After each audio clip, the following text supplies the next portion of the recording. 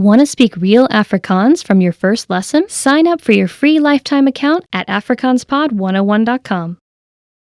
There are many reasons someone might decide to learn a new language. There are students who study because they are fascinated by the culture.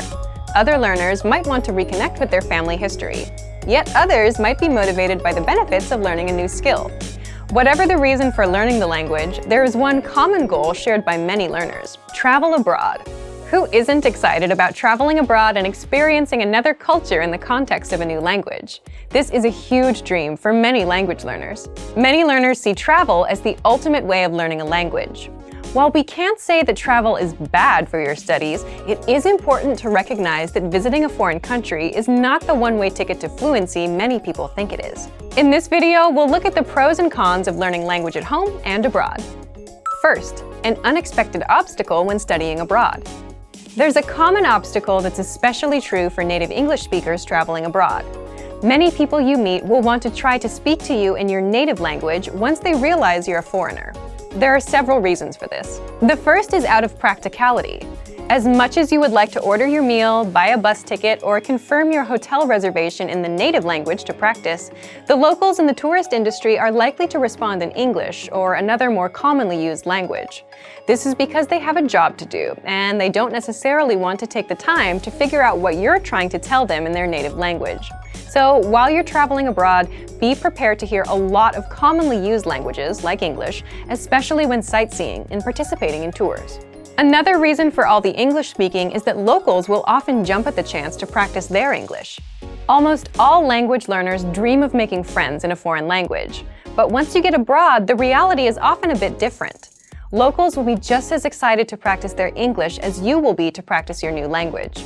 If their skills are stronger than yours, then unless they're very conscious and patient, their language practice will likely dominate the conversation. There's also the tendency to hang out with people who are similar to ourselves. By sheer force of human nature, you'll likely find yourself gravitating toward and hanging out with people who speak your native language very well. Oftentimes, the pull of comfort and human connection is stronger than the desire to learn a language. Because of this, you may gradually start spending more and more of your time with people you can communicate with properly, at the cost of your new language skills going down the drain. But now, let's look at some reasons why going abroad can be helpful for your studies. It's not bad if you're just beginning with the language and you find yourself overseas. You'll probably hear your target language all around you, wherever you go. While people might not actually be talking to you, all that spoken language will allow you to see firsthand how the language is used on a daily basis.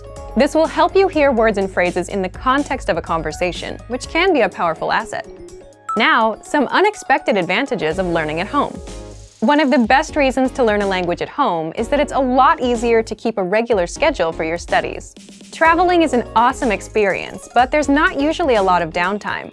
If it's your first time overseas, you're going to want to spend most of your time out and about, savoring all the sights and experiences you can. When at home, things are more evenly paced and normal. It's this consistency that allows you to practice on a regular basis and constantly push your limits in the language. If you study at home, you also have the opportunity to immerse yourself in the language gradually.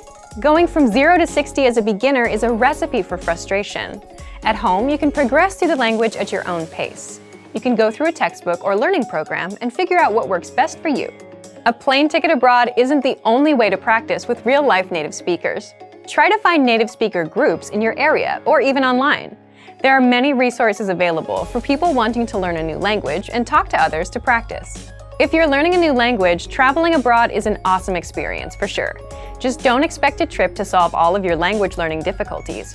If learning a new language back at home is tough, doing the same overseas may be just as hard, if not harder in some ways. If you're a beginner, studying at home is a great way to start learning a new language. There are some benefits to it that most learners don't even think about. Whether you're headed overseas or studying at home, for even more ways to learn a new language, check out our complete language learning program. Sign up for your free lifetime account by clicking on the link in the description. Get tons of resources to have you speaking in your target language. And if you enjoyed these tips, hit the like button, share the video with anyone who's trying to learn a new language, and subscribe to our channel. We release new videos every week. I'll see you next time. Bye!